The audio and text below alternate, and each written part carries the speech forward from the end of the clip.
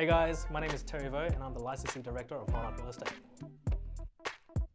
So what got me into real estate? I used to watch a lot of real estate shows just as a pastime, and it really dawned on me, I was like, man, it'd be so good to be a real estate agent as a job because of the freedom. You can set your own times. That way I don't miss out on any family events, or I'm very flexible with my time, and plus they make a lot if you're good. It so happens that the day that I decided I wanted to do real estate, I met a friend of mine who was in real estate and suggested I should try it out, and yeah, the rest is history.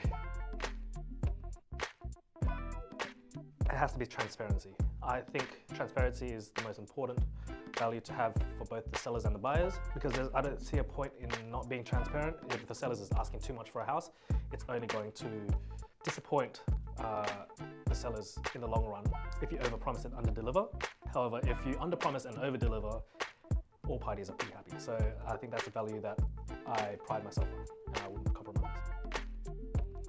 So one example would be a house I sold in 2019 in Sardinia, where we had two offers for a property. One was a cash offer and one was subject to finance. This seller was looking for something quick and sure, and I advised them, look, cash offer, once you accept it, it will be done, but it is a lower price. It was about $10,000 less than what the finance offer was. And I said, look, you can go with a finance offer. There is a chance that it might fall through and it takes a longer period of time. What do you want to do? And he ended up going with the cash offer just because it suited more of his needs. It's underselling the property. That's very valid because no one wants to sell a property that is under what it's worth.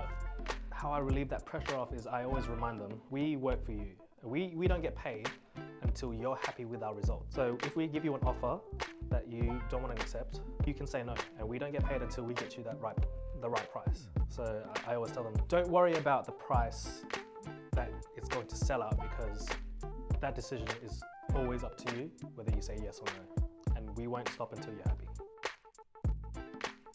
Which one do I go for?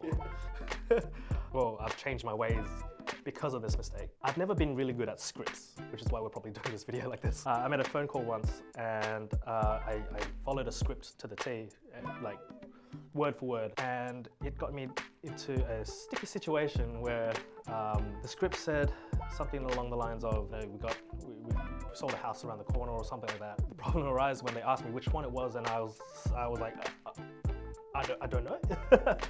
So I think that was one of the biggest mistakes, and I've learned to be more in the moment, in the conversation, be more present, and actually have a conversation with the prospect. And yeah, never will make that mistake again. That was a very long time ago.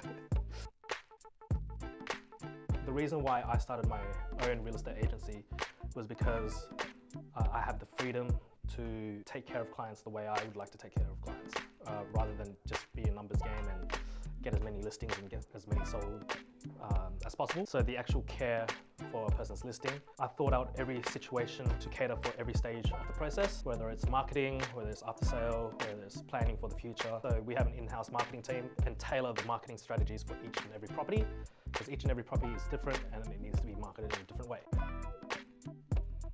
It really depends on the property. If it's a standard house, you don't really have to spend big dollars.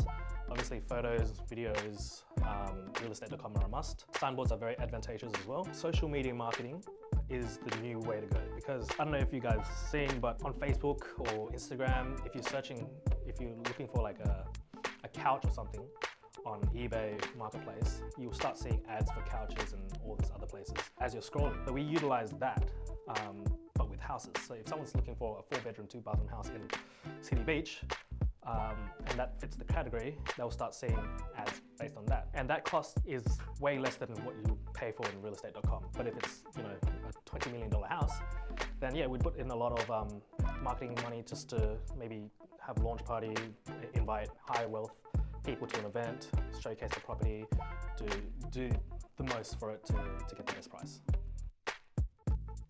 I think the most important thing to me at this point in time is this company's reputation. And the only way that we can build this reputation is to do a damn well good job for our sellers.